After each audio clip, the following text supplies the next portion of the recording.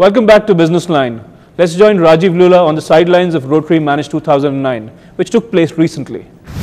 So we have Mr. Seshasai, Managing Director of Ashoka Leyland with us today. Welcome to the show. Mr. Seshasai, the first question that came to my mind this morning when I was listening to your captivating speech was about leadership. What is global leadership? How do you define that, first of all? And just so you know, I'm going to bring this down to Tamil Nadu and Chennai in just a couple of minutes. Well, curiously, globe today is so interconnected. I think there is a clear need for a collective global leadership.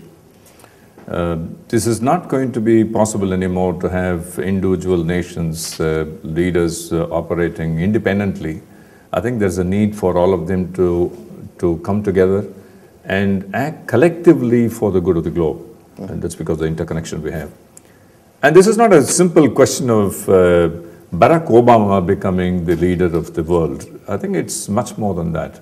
It's a question of leadership ideologies coming together, distributed leadership at the top level, inclusiveness, including countries which are not today economically powerful, militarily powerful, but yet have huge stakes.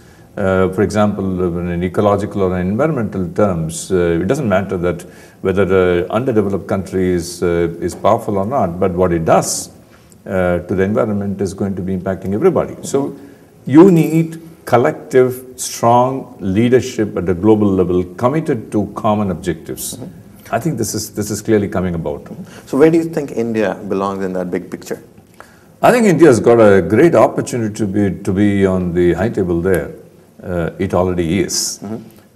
We sometimes tend to think that India is not powerful enough and does not have the same voice as the more powerful countries. So we sometimes suffer from a bit of a complex at the global situation. I mean, we might make macho statements inside the country.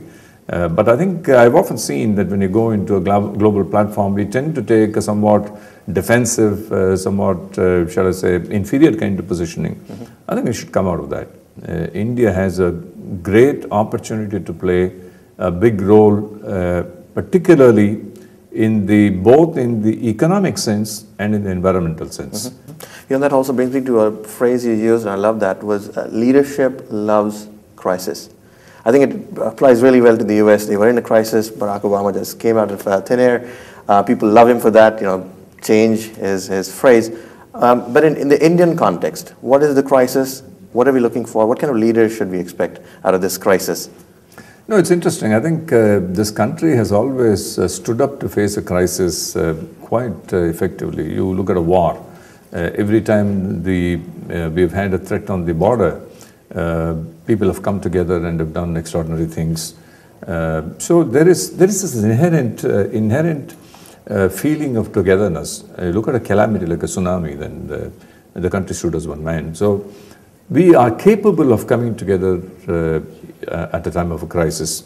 But leadership is all about not waiting for that crisis to happen to bring people together, but trying to predict a potential crisis and get people together before the crisis actually hits you.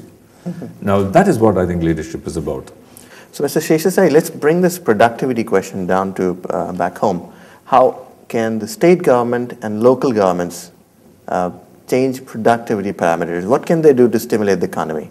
I think there are two parts to your question. How do we stimulate the economy in Tamil Nadu, and how do we do that using the youth power? We have a variety of social issues, and that, to my mind, is where first we have to get the youth to address. Youth is looking for a lot of challenge, and if we don't provide them the challenge, I think we are not merely letting waste tremendous youth power we have. We'd also end up having a problem of youth power getting into wrong channels. I think if we can get our powerful youth leaders, movie heroes, movie heroines, singers, if we can get them to take the lead in attacking some of our social problems and mobilizing the youth power, I think we can produce tremendous results. That's from a social perspective. From an economic perspective, I think it's important also that we address the problem of productivity of youth, particularly in the non-organized sector and particularly in the rural areas. We have this phenomenon today that we don't have people coming in to work in the farms. And unfortunately, I also like to think that part of the problem lies in the fact that we have this employment guarantee schemes, targeted employment guarantee schemes and so on. And I think I often wonder whether that has to some extent taken away the urge to work hard, to compete and to succeed. I think we need to bring greater degree of productivity, particularly in the farm sector, using youth power. One last question before we let you go. An interesting concept I heard during your speech was about constructive destruction. Now, we all know in the US how the government's been using that for cash for clunkers. Bringing that message again, back to Tamil Nadu, back to Chennai, with the youth in our audience, what can we do to, first of all, educate people about creative destruction, this innovative phrase I heard, and what does that mean? How would that stimulate the economy again? If you could just spend a few minutes. Well, I think if you look at any free market, creative destruction is a very inherent part of any free market. I mean, the survival of the fittest is the mantra of a free market. And when you go through that process, those who are unfit will have to fall off. And that's all creative destruction is all about. You create more competence, more competitiveness, and in the process, then you destroy what is not competitive. And it's not about individuals. It's about practices, it's about businesses, it's about organizations, it's about systems which are uncompetitive, unsuccessful, which have to fall off. We don't let failures take place. And I think failure of the incompetent, uncompetitive must be allowed to happen. And so that's I think is again a mindset change which we must bring about. Leadership, both the political leadership, non-political leadership, have a role to play to say that yes, we will let bad organizations to close down.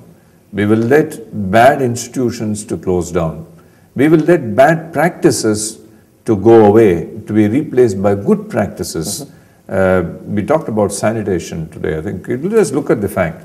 I mean, I'm sure that the youth of this country must be feeling repulsed about the fact that we use public spaces as toilets. I'm sure that we all want to change it.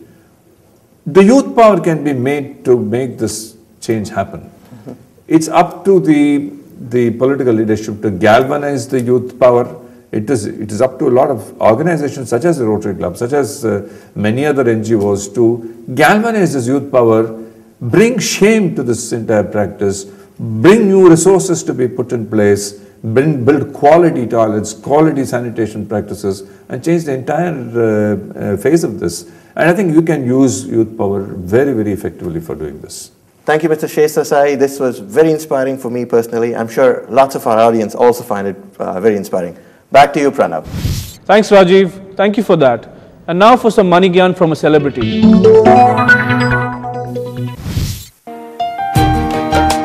Director Radha Mohan's approach to filmmaking is light-hearted. Muri and Abhiyum Nanum had audiences smiling and laughing throughout. This light-hearted approach of his is seen even in his attitude towards money and more broadly, life. Money is like a beautiful woman. Everybody wants to have a go at it, but only if you make it. Well, I am not more into investments, I am more into spending. So, but I know one financial expert who tells me that, you should never spend money when you earn it. You should invest and spend the money like when you get the profits, on the returns. So I find it a very weird philosophy, but that financial expert being my wife, so I have to listen to it. And I hope she's right. Long back I invested some money in stock market, but I lost all the money. So the loss was even bigger than the investment. So since then I've never invested in share market. But my wife believes that there's a way to do it, and she's doing it. So now she wants to invest the money in these things and make some money and invest in real estates, which is okay with me because real estate sounds very more stable to me than this stock market or anything. So, and I don't have the kind of money to buy me a cricket team or anything. So a piece of land in the suburbs is okay with me. Well, I think we can all take some tips from that. That's all on Businessline this week. Do mail us your comments on feedback@ndtv-hindu.com. Join us next week for all the business news. Goodbye.